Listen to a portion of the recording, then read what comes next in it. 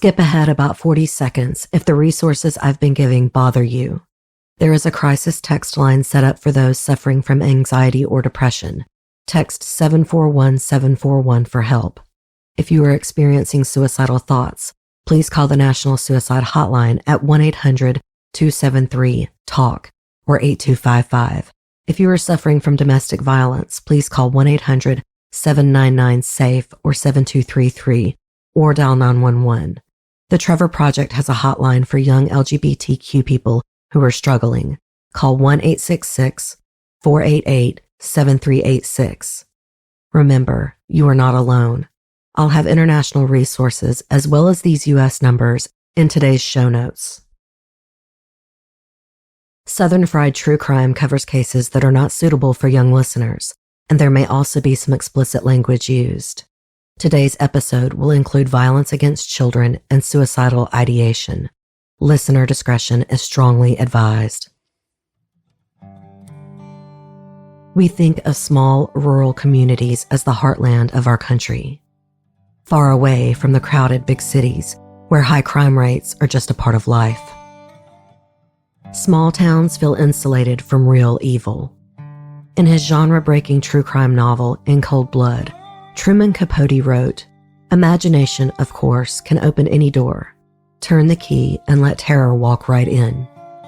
But he didn't need imagination to tell the story of the Clutter family murders. The horror of the violence that came to a small rural town in Kansas was shockingly real. That's why In Cold Blood became such a sensation, a peek behind the curtain of a private tragedy. Today's case is similar in some ways. A family in the small rural town of Warsaw, Kentucky, was brutally attacked in August of 2002. A small, tight-knit community was left reeling. But the attack on Carolyn Marksberry and her children was beyond the pale. More vicious than what happened to the Clutters, even though there were survivors. The monster who brutalized the young mother and her children was surprisingly remorseful. He seems human. And that makes this crime so much harder to accept. We are used to pure evil in these kinds of stories. We are not used to a man who accepts full responsibility and begs for forgiveness. Maybe we need him to be a monster because it's the only way we can understand his crimes. Welcome to episode 108, Evil with a Conscience, Marco Chapman. Warsaw is the county seat of Gallatin County, Kentucky. It began as a landing on the Ohio River in 1798 called the Great Landing. Colonel Robert Johnson surveyed the land and built a road, creating a busy shipping port. He wanted to name the new town Fredericksburg after his hometown in Virginia, but the U.S. Postal Service rejected the use of the name because a town in Washington County, Kentucky, had already taken that name. Today it's called Fredericktown and is southeast of Bardstown. So legend has it, the name was suggested by a riverboat captain who was reading Thaddeus of Warsaw by Jane Porter during the time when the small city was founded. Warsaw is home to the oldest operating courthouse in the state, and it's on the National Register of Historic Places. Warsaw is also the location of what is known as the Great River Tragedy. The collision of the United States and America steamboats resulted in the deaths of 80 people in 1868. Warsaw is situated on the banks of the Ohio River between Cincinnati, Lexington, and Louisville.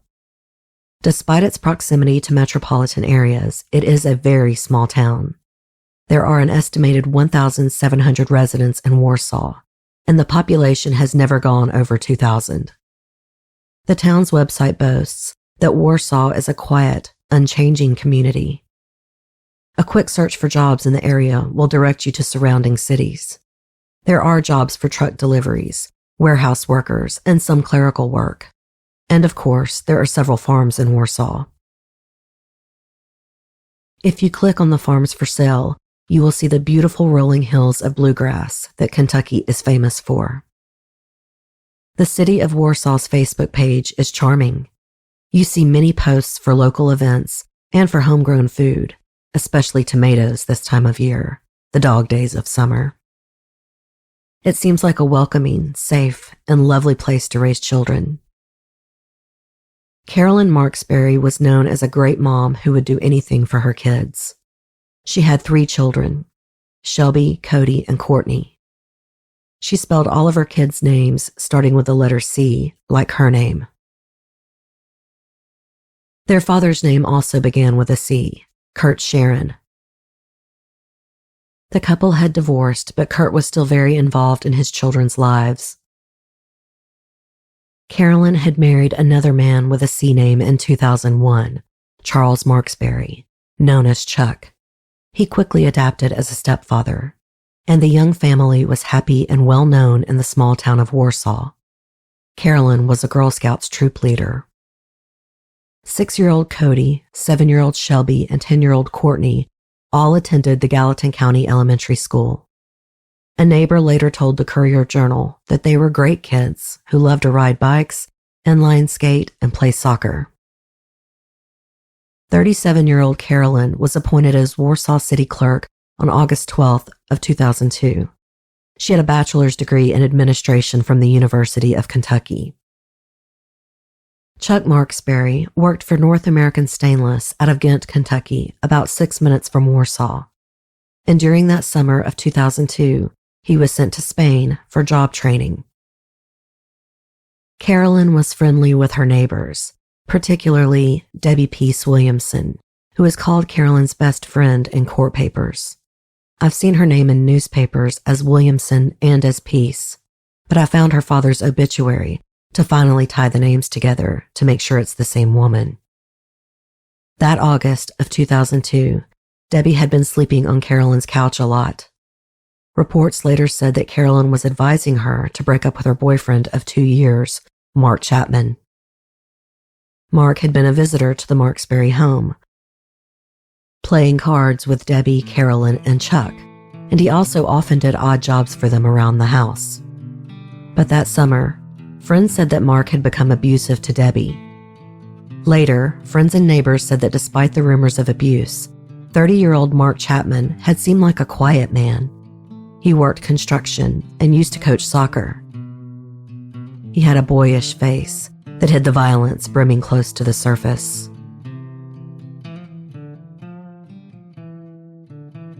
I'm going to pause now for a short commercial break.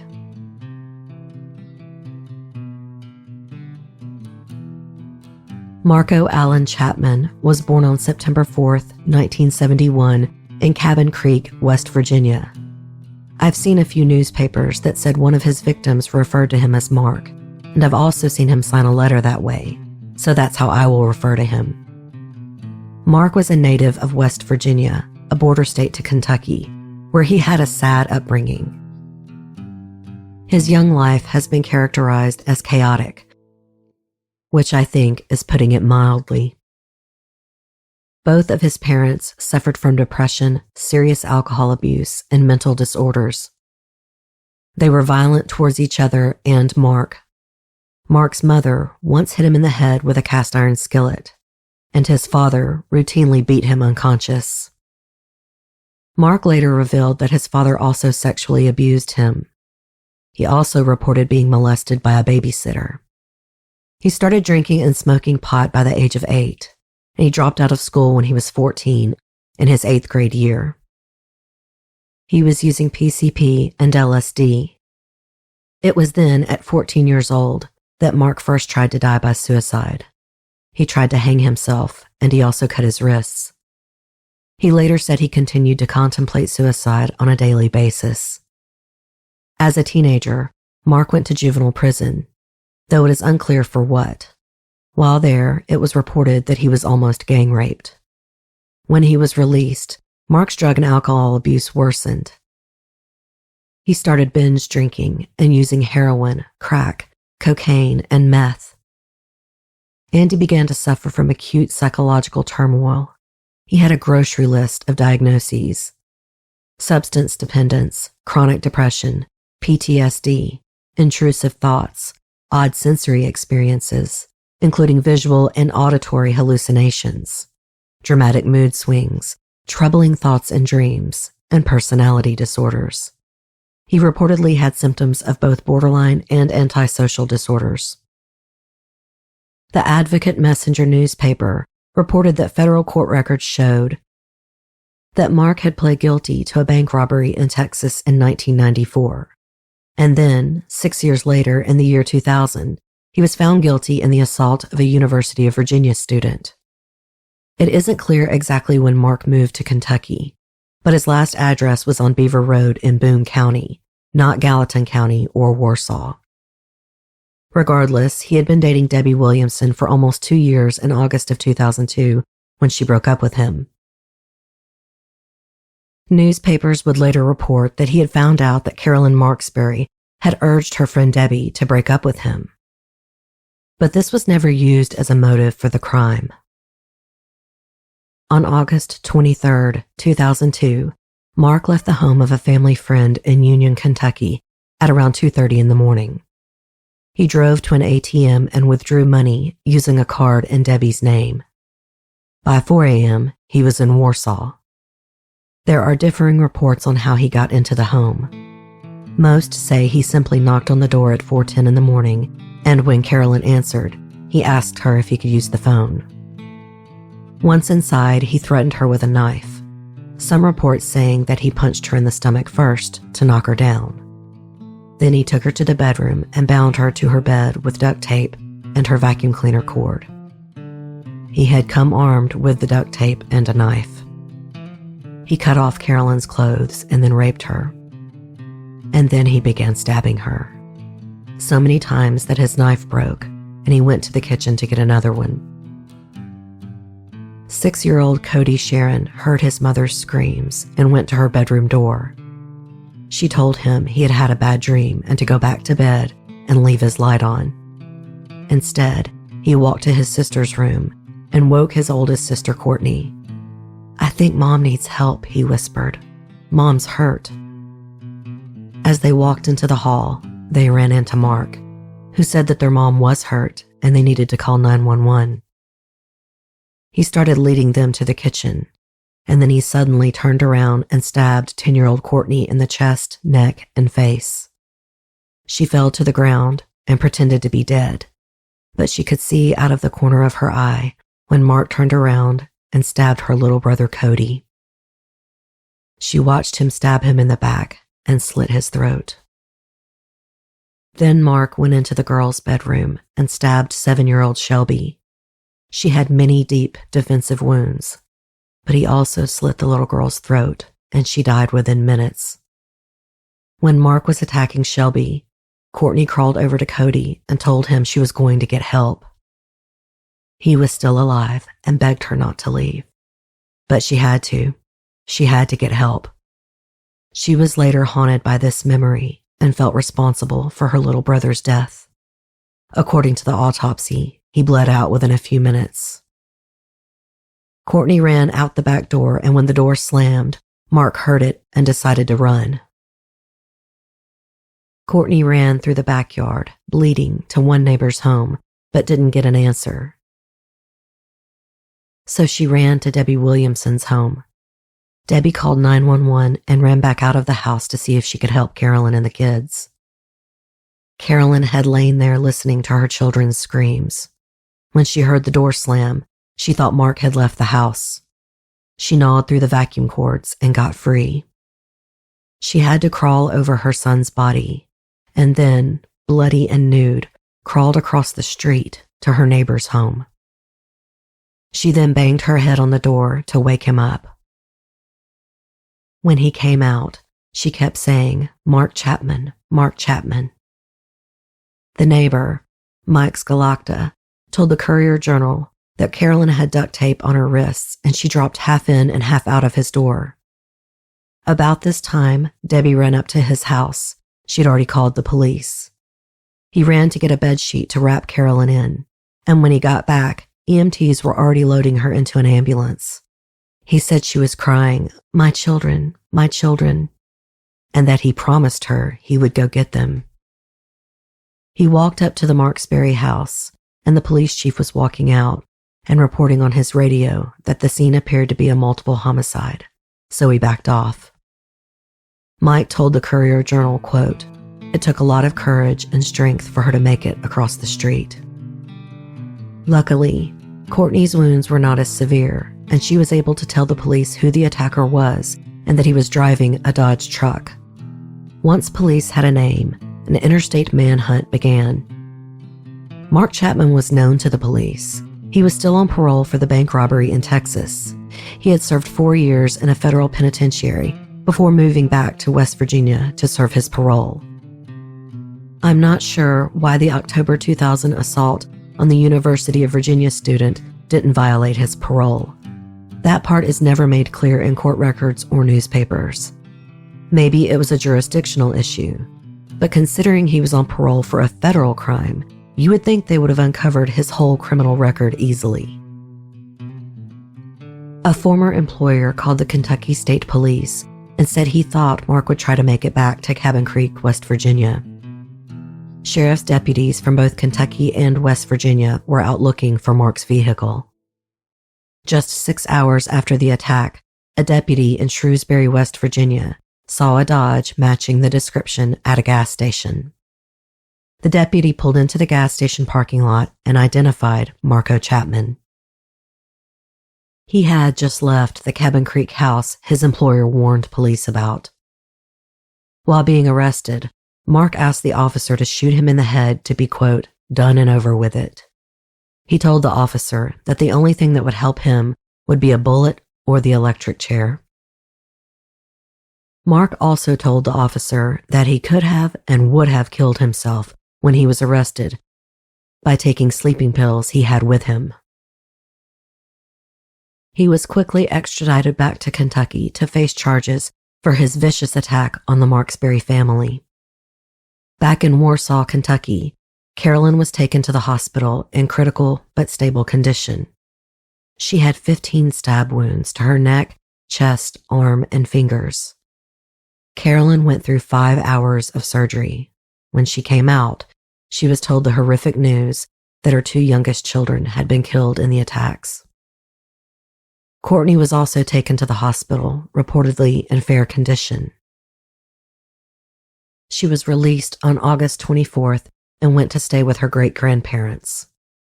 Courtney also learned that her younger sister Shelby had been killed as well.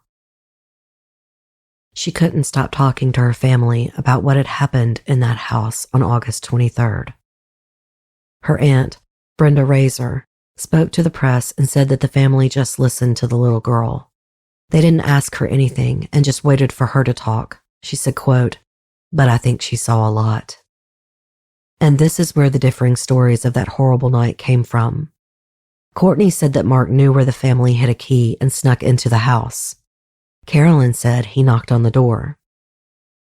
Court records say he simply entered the house, but the detective who testified at Mark's first hearings said that he knocked on the door. I think it's possible Courtney was so traumatized she just didn't know. She didn't hear the door, so maybe she assumed that was how he got in. She went on a local news station with bandages on her neck and ear to send a get well message to her mother. Carolyn was released from the hospital on August 31st, on what would have been Shelby's 8th birthday. And on the same day, a memorial service was held for Shelby and Cody at the Gallatin County Elementary School.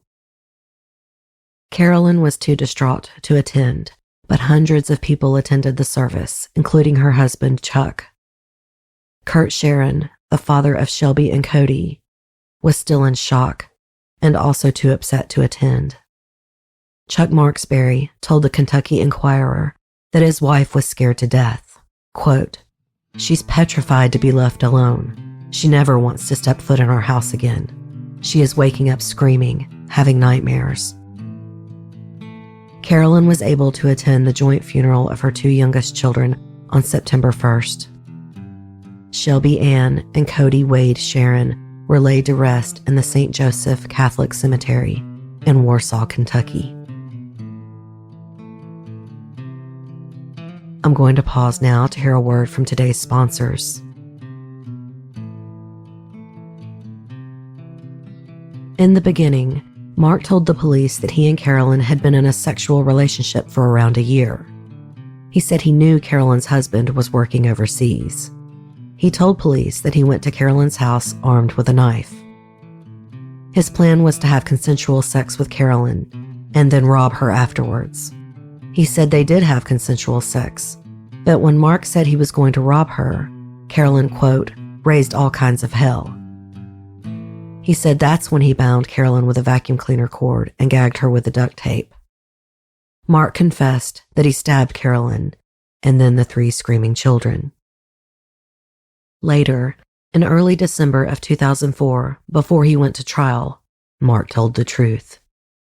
At around 4:10 a.m. on August 23, 2002, he said he knocked on the door of the Marksberry residence. Carolyn opened the door and he asked her if he could use the phone. She said yes and let him in. He said he walked in with his duffel bag, holding duct tape and at least 1 knife. He said he put the knife to Carolyn's throat and told her to give him all of her money. While still holding the knife to Carolyn's throat, he took the cash and credit cards from her purse. Then he took Carolyn to the bedroom, tied her up, and cut her clothes off. He admitted he raped Carolyn Marksberry and then stabbed her repeatedly. Twice during the stabbing of Carolyn, Mark had to go to the kitchen and get new knives because the ones he was using kept breaking. When he thought Carolyn was dead, Mark left the room and found Courtney and Cody in the hall. He said he stabbed Courtney, and when he thought she fell dead, he stabbed 6-year-old Cody. And then he moved into the girls' bedroom and murdered 7-year-old Shelby before he fled the house. Although Mark never gave a motive for this attack, prosecutor Linda Talley Smith has said that Mark was coming off a crack cocaine binge. Linda believes Mark chose Carolyn as his target partly because he knew her husband was out of town. And of course, the main assumption is that Mark attacked Carolyn because she convinced Debbie to break up with him.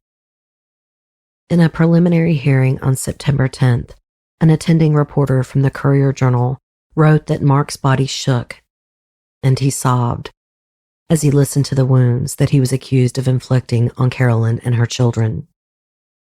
On September 25th, 2002, Mark was charged with 2 counts of capital murder, 2 counts of attempted murder, 1 count of rape in the first degree, 1 count of burglary in the first degree, 1 count of robbery in the first degree, and 1 count of being a persistent felony offender in the second degree.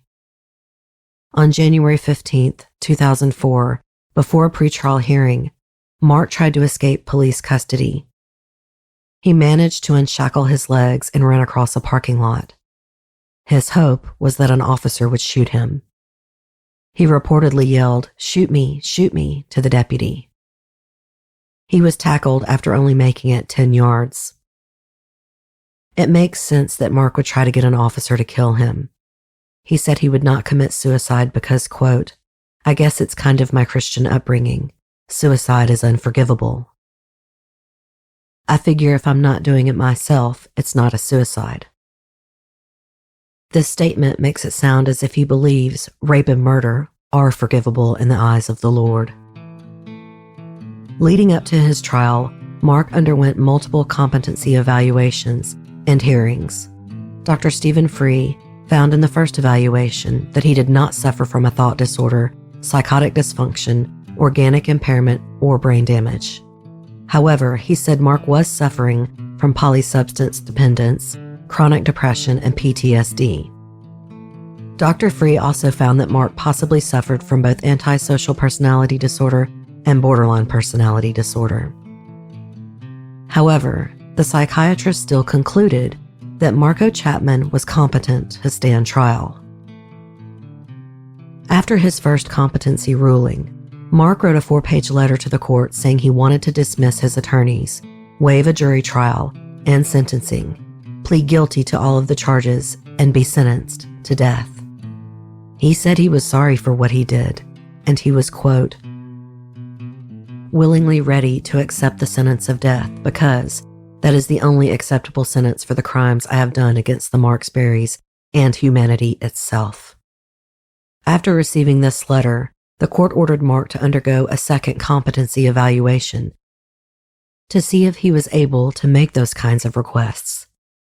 The same psychiatrist, Dr. Stephen Free, conducted the second evaluation in October of 2004. He concluded that while Mark was still competent, he might not want to be executed if he received proper mental health treatment. He said he believed Mark's decision to want to be executed was, quote, colored by his history of depressed mood and his situation. After hearing from the psychiatrist again, the court said they would not consider Mark's requests until he underwent 30 days of treatment and examination. Following his 30 days of treatment, Dr. Free conducted a third competency evaluation. He said that he had prescribed Zoloft to Mark, but it did not change his depression or his mental health in general. For a third time, he said Mark was competent to stand trial. The judge asked Mark if he still wanted to go through with his requests, and he said yes. The judge allowed Mark to dismiss his attorneys, plead guilty, and request the death penalty. The attorneys for the public defender's office who had represented Mark felt this was the wrong decision, and that Mark should not be able to make it for himself. They said Mark wasn't criminally responsible at the time of the attacks, and that he wanted to commit suicide and was getting the court to do it for him. Mark Chapman became what is known as a death penalty volunteer. There are extensive studies on both the psychology and legality of criminals who choose death for themselves. However, Mark may have dismissed his attorneys over their objections, but the judge ordered them that they were appointed to act as his standby counsel. On December 7, 2004, Mark pled guilty to all charges: 2 counts of murder, 2 counts of attempted murder, first-degree rape, first-degree robbery, first-degree burglary, and 1 count of being a persistent felony offender in the second degree. On December 14, 2004, Mark was told he was free to choose death as his sentence. He said he was sorry for what he did, although he claimed he didn't remember exactly what he did. The judge told Mark he thought it was a mistake for him to waive his right to a trial, but he had no legal authority to stop him. Mark got his wish and was sentenced to death for both murders. He also received life for each of the attempted murder, rape, robbery, and burglary counts. Even though the court accepted Mark's plea and sentenced him to death, his journey to execution was not a straight path. The Department of Public Advocacy filed an appeal on Mark's behalf. The appeal questioned if Mark could legally enter a plea agreement to forgo a jury trial and sentencing and volunteer for the death penalty. In August 2007, the Supreme Court of Kentucky ruled in Mark's favor. He could legally plead guilty and request the death penalty. Following the Supreme Court of Kentucky's decision, Mark filed a petition requesting that no one be able to file motions or appeals on his behalf. He said he would undergo another competency evaluation to prove he was sane and capable of asking to be executed. He was again evaluated, and in October of 2008, the court ruled that Mark could be executed. They set the execution date for November 21, 2008. In response, the Department of Public Advocacy filed 2 motions for a stay of execution. Mark filed a response saying that these 2 motions for stay were filed against his wishes and knowledge.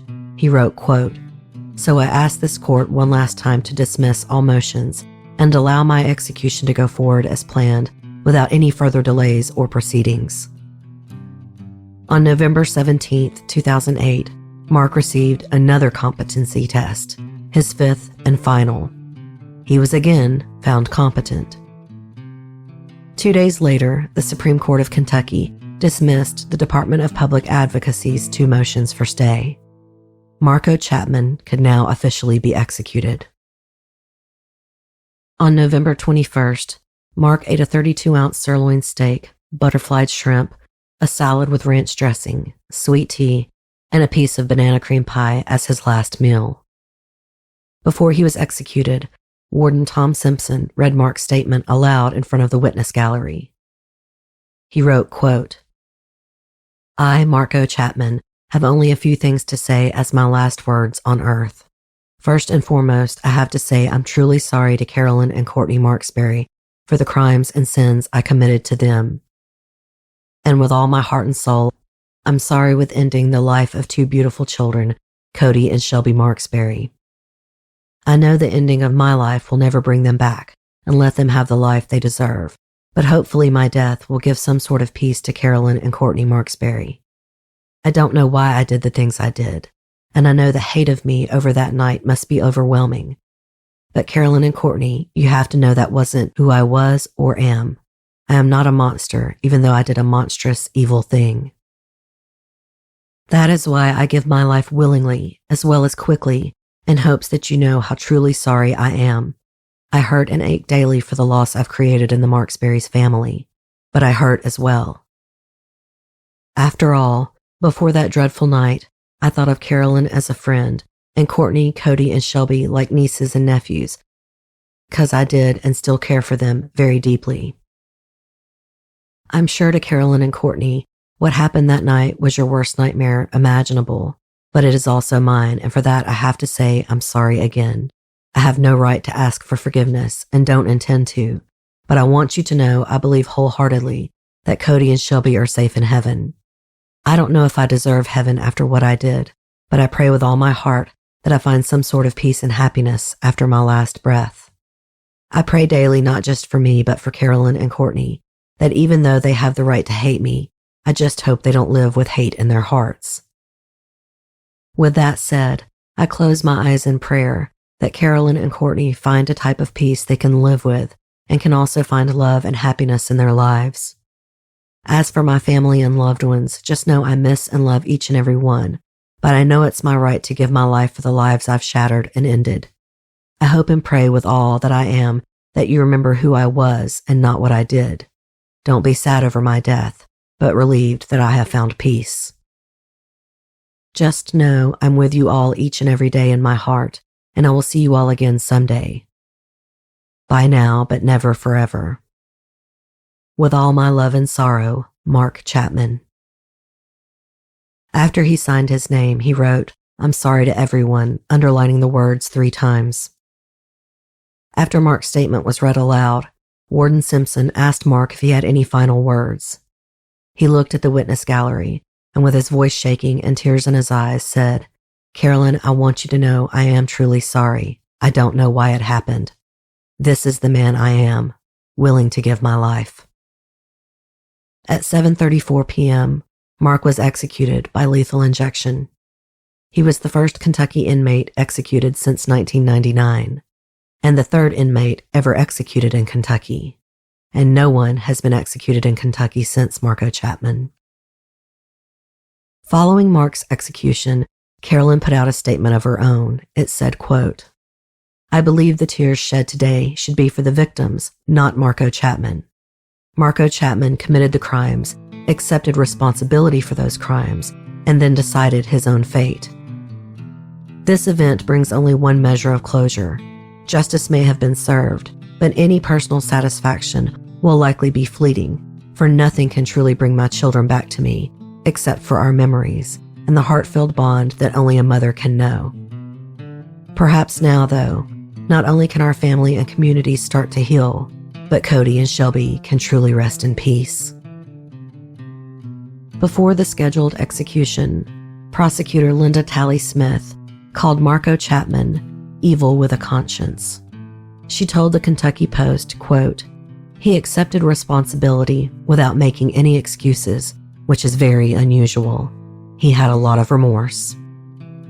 I've never covered a murderer who asked for the death penalty before. And before this case, I didn't realize it was considered a phenomenon in psychiatry and to death penalty activists. Per deathpenaltyinfo.org, as of November 19th, 149 defendants have volunteered for the death penalty since it was reinstated in 1976. This includes serial killer Eileen Wuornos and the Oklahoma City bomber Timothy McVeigh. I only found one woman on the list besides Wuornos, and there is a small quote next to each name. There are a few who indicated remorse, but mostly they seem to just want the process over with. They knew they would never win an appeal, and they didn't want to sit on death row. I believe it is suicide by execution. And we can debate the morality of the death penalty at length, but I suppose the question is, if a defendant is sentenced to death, should they be allowed to refuse appeals? To be honest, I'm not sure how I feel about this. These people have gone through competency hearings, and they have also committed some of the most heinous crimes known to man. I think Mark Chapman is different because he chose to plead guilty and chose the death penalty. He had wanted to die since he was a teenager. Did he brutalize Carolyn and murder her children to set his death in motion? Because as an adult, he became more religious and believed suicide was unforgivable?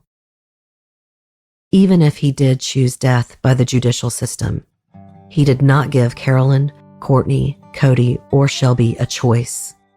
He chose to take all of them out of this world. It was a miracle that Carolyn and Courtney survived. And now they have to live with the trauma of Mark Chapman's choices and the Cody and Shelby-shaped holes in their lives. Southern Fried True Crime is written and produced by me, Erica Kelley. Additional research and writing for this episode was done by Haley Gray. The original graphic art is by Coley Horner, and Southern Fried's original music is by Rob Harrison of Gamma Radio. Southern Fried's audio is edited and mixed by Ches Gray of Gray Multimedia. Thank you to listener Kelly Tyree for suggesting this case. I am taking next week off because I'm having back surgery. There will be another episode released on the 28th, but then I will be off the next week. I have planned ahead so that I have 2 full weeks of recovery, but you will still have an episode in between. Don't forget to subscribe to the other show I narrate, Fetal Abduction, a true crime podcast. I will have 2 episodes recorded of that before surgery as well. And I'd like to remind you to come join my Facebook group. We share memes and have a lot of laughs. It's a really fun community, and we'd love to have you. #NoShitAssesAllowed. If you enjoyed today's show, don't forget to subscribe and please tell a friend or rate and review on iTunes. I'm also on most large platforms like Stitcher and Spotify, as well as Stitcher Premium, where you can listen ad-free. If you have any case suggestions, please email southernfriedtruecrime@gmail.com. I do not accept case suggestions on social media private messages, but please feel free to reach out by email. Not only do I get my most interesting and little-known cases from listener suggestions, I love hearing from you guys. Until next time, thanks so much for listening. Wash your hands, stop touching your face, and y'all take care.